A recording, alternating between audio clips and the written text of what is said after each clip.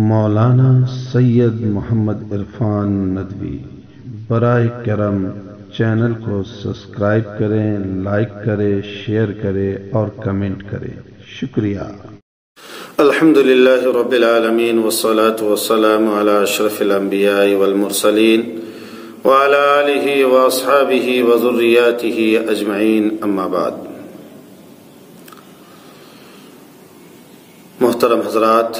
نوجوان ساتھیوں، عزیز بچوں، آج ہم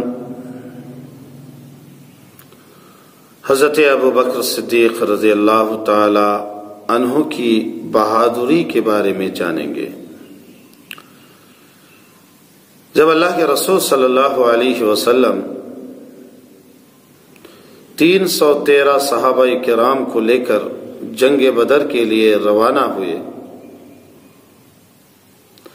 اور اس مقام پر پہنچتے ہیں جہاں پر یہ جنگ لڑی جانی ہے،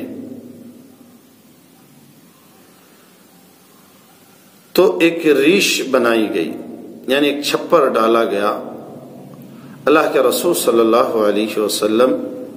کو بیٹھنے کے لیے، یا پھر آج کے دور میں کنٹرول روم کہا جاتا ہے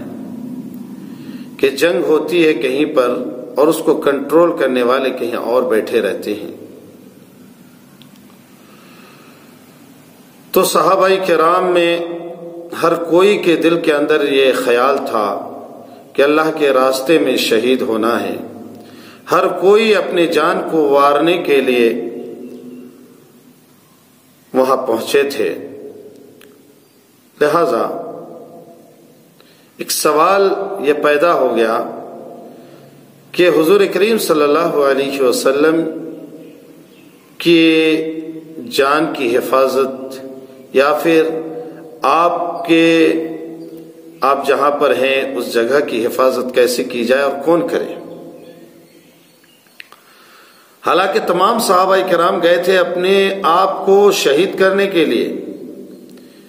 کیونکہ وہ سمجھ رہے تھے کہ دونوں، ایک تو ہار ہوگی، ہار کی حالت میں ہم شہید ہو جائیں گے، کفار ہمیں مار دیں گے، اور دوسری کہ ہم کو فتح نصیب ہوگی، یہ بھی ایک اللہ کی نعمت ہے۔ تو بہرکیف جدھر بھی جائیں کامیابی ہے۔ تو حضرت علی رضی اللہ تعالی عنہ آئے سامنے، خطبہ میں کہا، یا ایھا الناس هل تعلم من اشجع فی هذه الامہ، کہ لوگوں کیا تمہیں معلوم ہے،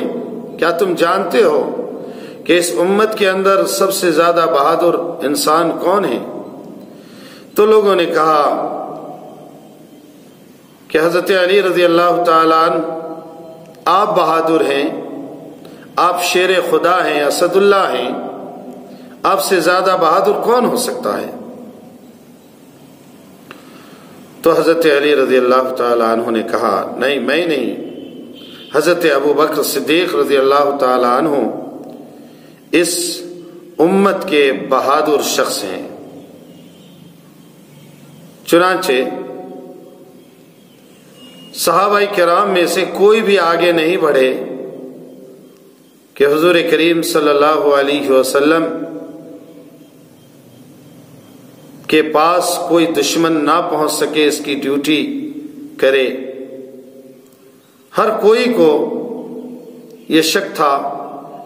کہ جب کفار مجھے مار دے گا اس کے بعد تو اللہ کے رسول تک پہنچ جائیں گے وہ کفار۔ تو حضرت ابو بکر صدیق رضی اللہ تعالی عنہ نے یہ چیلنج ایکسپٹ کیا اور آپ نے کہا کہ میں انشاءاللہ حتی الامکان کوشش کروں گا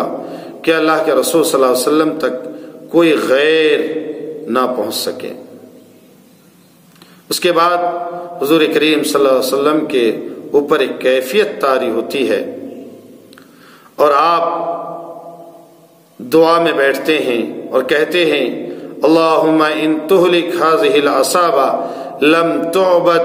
فی الارض ابدا، یا اللہ آج اگر یہ 313 ہلاک ہو گئے، یہ جماعت اگر ہلاک ہو گئی تو آج کے بعد اس روئے زمین پر کبھی کوئی تیری عبادت نہ کرے گا، تیری عبادت کرنے کے لائق کوئی بچے گا نہیں۔ یا اللہ اس کو ہلاک نہ کرنا، یا اللہ اپنی مدد فرما۔ اور جب یہ دعا کر رہے تھے تو آپ کے کندھوں پر سے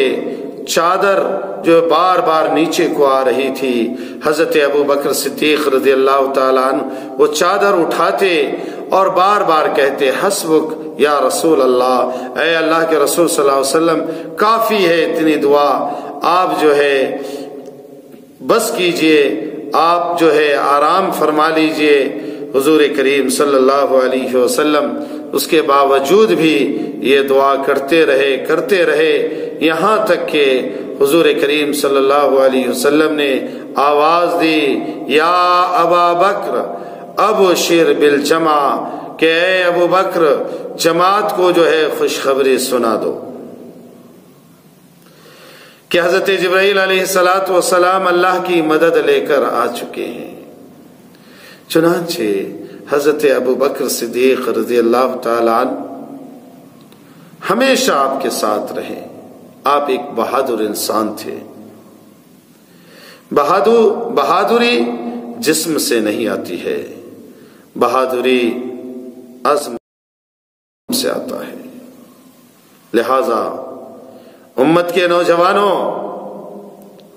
آج یہ موبائل دیکھ دیکھ کر اپنی زندگی تباہ کر رہے ہو، اپنی زندگی کو تباہ مت کرو، دنیا کے لہو و لعب میں مت لگو، اپنی ماں باپ کی عزت کرو، حضور کریم صلی اللہ علیہ وسلم کی سیرت کو اپناؤ، ان کے جیسے اعمال کرو۔ حضور کریم صلی اللہ علیہ وسلم کے ساتھی حضرت سیدنا ابو بکر صدیق رضی اللہ تعالی عنہ کی سیرت کو فالو کرو، ان جیسا اعمال کرو، اپنی توانائی کو باقی رکھو، اپنی طاقت کو جو ہے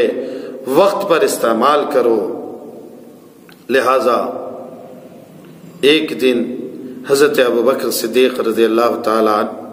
حضرت علی رضی اللہ تعالی عنہ کا ہاتھ اپنے ہاتھ میں لے کر کہنے لگے، اذا انا مت یا علی، اے علی جب میں مروں تو ان ہاتھوں سے غسل دینا جن ہاتھوں سے تم نے حضور کریم صلی اللہ علیہ وسلم کو غسل دیا۔ وہ وقت آیا،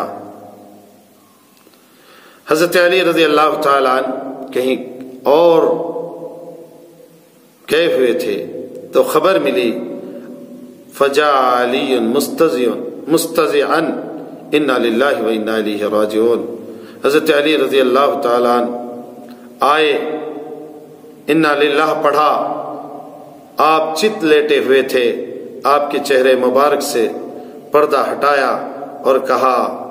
تتفرق خلافت رسول اللہ صلی اللہ علیہ وسلم،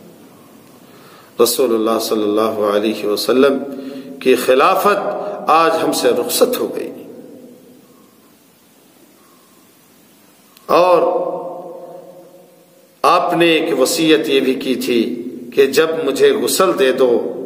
تو حضور کریم صلی اللہ علیہ وسلم کے روضہ کے پاس لے جانا اور وہاں جا کے اجازت مانگنا۔ حضرت انس رضی اللہ تعالی عنہ بیان کرتے ہیں، وہ راوی ہے اس حدیث کے، کہ حضرت ابو بکر صدیق رضی اللہ تعالی عنہ کو غسل دینے کے بعد، خوشبو وغیرہ لگانے کے بعد، صحابہ کرام حضور کریم صلی اللہ علیہ وسلم کے روضہ کے پاس آپ کی جو ہے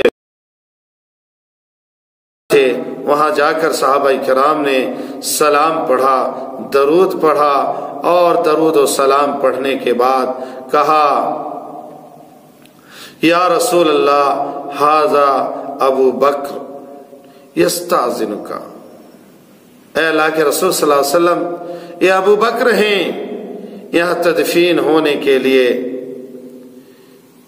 اجازت مانگ رہے ہیں۔ کہ آپ کے وصیت کے مطابق لوگوں نے اجازت بھی مانگی اور بہت دیر تک وہاں کھڑے رہے۔ آپ نے فرمایا تھا اپنی زندگی میں کہ اگر کوئی آثار اور کوئی ایسے اشارہ ملے جس سے تمہیں معلوم ہو کہ اللہ کے رسول صلی اللہ علیہ وسلم راضی ہیں، تو وہاں پر مجھے تدفین کر دینا، اور اگر اشارہ نہ ملے، آثار کوئی نہ دکھ رہا ہو، تو مجھے جنت البقیع میں دفن کرنا۔ لہذا جب صحابہ کرام نے یہ کہا تو پہلے حضور کریم صلی اللہ علیہ وسلم کا روزہ جہاں پر ہے وہ ایک کمرہ تھا، آج کے ڈیٹ میں اس کو جو ہے خوبصورت بنایا گیا، مزین کیا گیا، گنبد خضرا بنایا گیا، اور دیگر چیزوں کا اضافہ ہوا وہاں پہ۔ لیکن اس وقت جب حضرت ابوبکر صدیق رضی اللہ تعالیٰ عنہ پردہ کیے تھے، اس وقت صرف ایک کمرہ تھا، لہذا اس کمرے کے دروازے پہ ایک تالا لٹک رہا تھا، تو وہ تالا جو ہے وہ کھل گیا اور کھل کر خود نیچے گر گیا۔ اس کے بعد دروازہ کھلا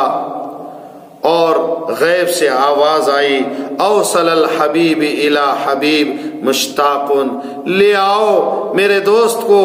کہ اس کا دوست جو ہے اس کے ملنے کے خواہش میں جو ہے منتظر ہے۔ چنانچہ حضرت ابوبکر صدیق رضی اللہ تعالی عنہ کو وہاں حضور کریم صلی اللہ علیہ وسلم کے بازو میں تدفین کیا گیا۔ تو یہ تو مختصر سی زندگی تھی حضرت ابوبکر صدیق رضی اللہ تعالی عنہ کی۔ انشاءاللہ اللہ رب العالمین سے دعا ہے اللہ رب العالمین ہمیں اور آپ کو اور پورے انسانیت کو اسلام کے اوپر عمل کرنے، قرآن و حدیث کے اوپر عمل کرنے کی توفیق نصیب فرمائے۔ وآخر دعوانا الحمدللہ رب العالمین۔